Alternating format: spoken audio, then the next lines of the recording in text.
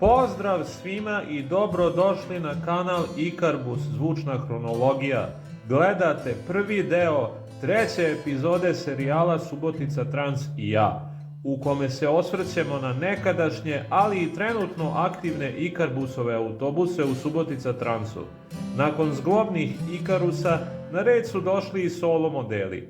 Ovde moram izneti važnu napomenu. Prema podacima na forumu autobusi.net, u Subotica Transu radili su modeli IK105, IK108, IK110 i IK111, dok IK115 čini se nije bilo. Međutim, od svih ovih modela, jedini koje pamtim u svom životu su IK111 i upravo njima će biti posvećena ova epizoda. Kao i uvek napominjem da govorim po sećanjima, pa je moguće da ću i pogrešiti, ali zato imamo komentare u kojima je svaka dopuna ili ispravka dozvoljena. Pa počnimo sa pričom. Ikarusi IK111 su u Subotica Trans dolazili između 1989. i 1992. godine.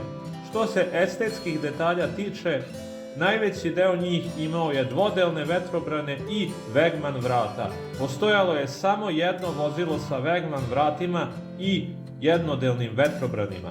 A takođe, serija iz 1992. godine imala je jednodelne vetrobrane i dvokrilna vrata. U voznom parku Subotica Transa bilo je ukupno 9 primeraka.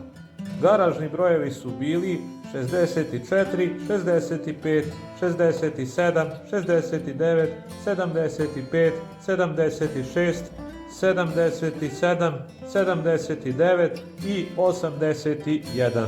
Od pomenutih 9 primeraka, samo 2 nikad nisu remontovane. Ostali su prošli kroz remonte negde u drugoj polovini 2000-ih. Neki su zadržali staru kolor šemu, a neki dobili novu.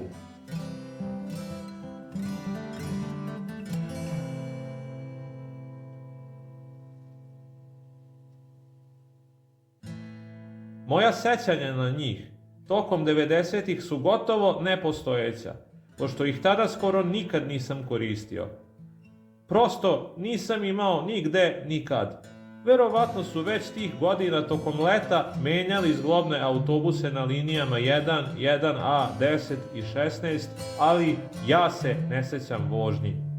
Čak ne mogu da se setim ni kada sam prvi put putovao takvim vozilom na liniji 10, mada ta linija vozi do Palića.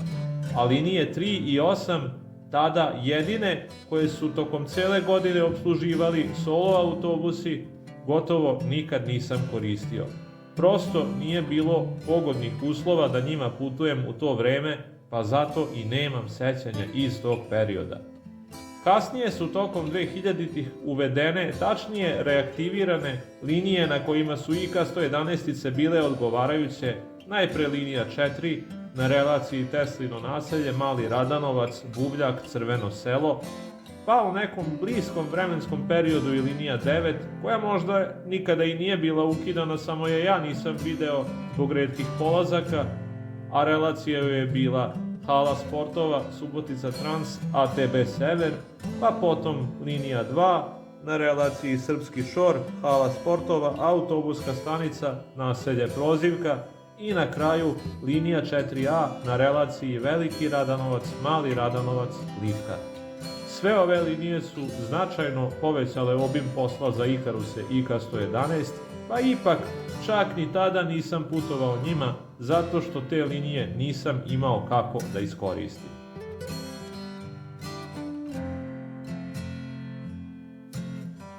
Međutim, IK111 su ipak pronašle način da mi se urežu u pamćenje. Sve je počelo veoma davno, najverovatnije upravo u prvoj polovini 2000-ih. Kada smo moja majka i ja krenuli iz bolnice, najverovatnije nakon nekog mog pregleda, kako bismo, ako se ne varam, posetili njene roditelje, moju baku i dedu. I upravo dok smo čekali autobus na liniji 16, ugledao sam kako nam se približava jedna IK111. ali mnogo bitnije je ono što sam čuo. Pa evo, poslušajte i vi.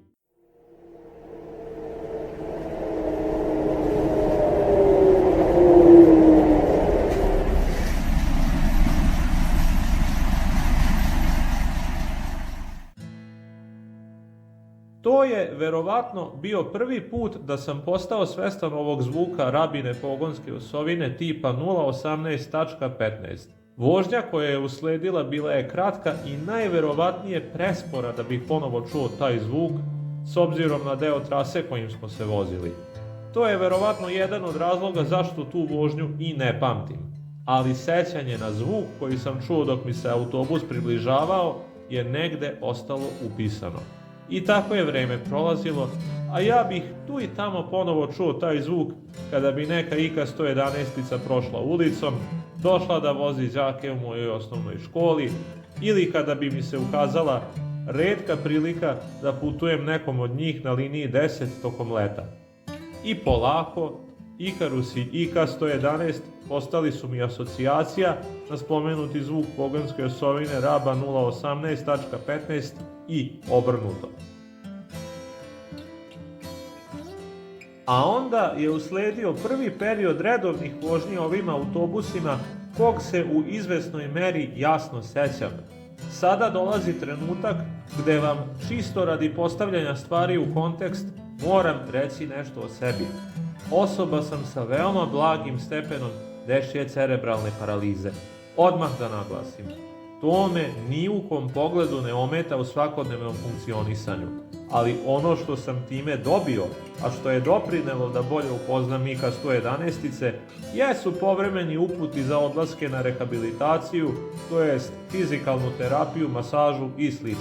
Tokom jednog perioda tih odlazaka na terapije, najverovatnije negde sredinom 2000-ih, moja majka i ja smo određenim danima u nedelji imali organizovani prevoz do bolnice kombijem, a preostalim danima smo putovali autobusom. To je značilo da su nam pored linije 6 bile potrebne linije 1, 1A i 16 sa stajalištima kod bolnice. I upravo na tim linijama su tada gotovo svakodnevno saobraćali Ikarus i IKA 111 i čini mi se da sam tada konačno uspeo da se naslušam i tog prepoznatljivog zvuka rabinog diferencijala. To je, dakle, verovatno period kada su mi se IKA 111-ice sa svojim zvukom neizbrisivo urezale u svest.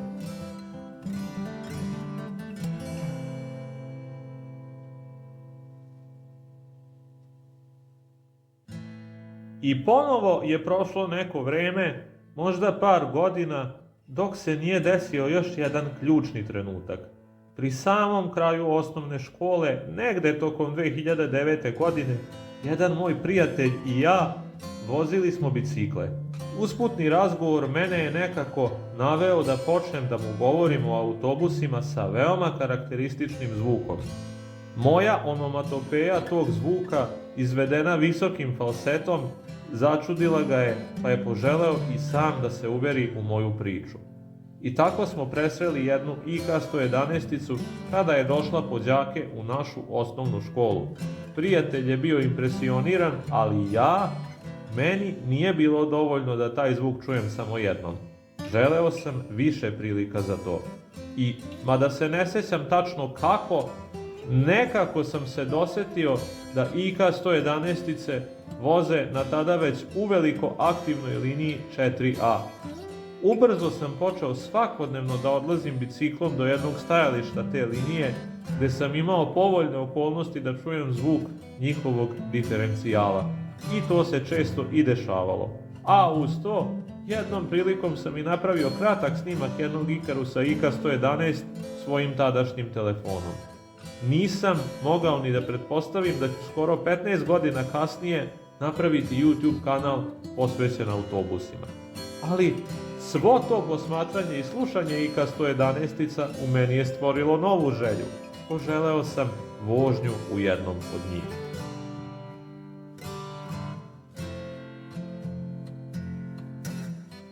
Kad se ta dugo iščekivana vožnja napokon desila, naravno, želeo sam još.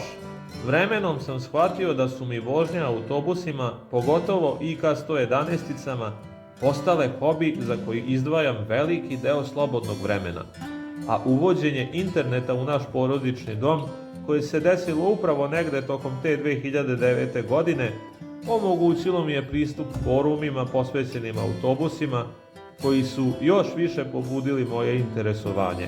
Bilo je jasno, postao sam znatno ozbiljnije zainteresovan za autobuse. I to sve zahvaljujući najpre Ikarusima IK-111. Međutim, put do spomenute prve vožnje Ikarusom IK-111 u svojstvu entuzijaste bio je mnogo zanimljiviji i zamršeniji nego što biste mogli da pretpostavite. I zato vam se, dragi gledaoci, sada zahvaljujem na pažnji i vremenu koje ste odvojili za slušanje ove priče. I srdačno vas pozivam da pratite zbivanja na ovom kanalu, pošto u nastavku ove epizode slede priče o detaljima po kojima je deo IK-111-ica bio prepoznatljiv i meni ostao u sećanju. A do tada, veliki pozdrav i svako dobro svima!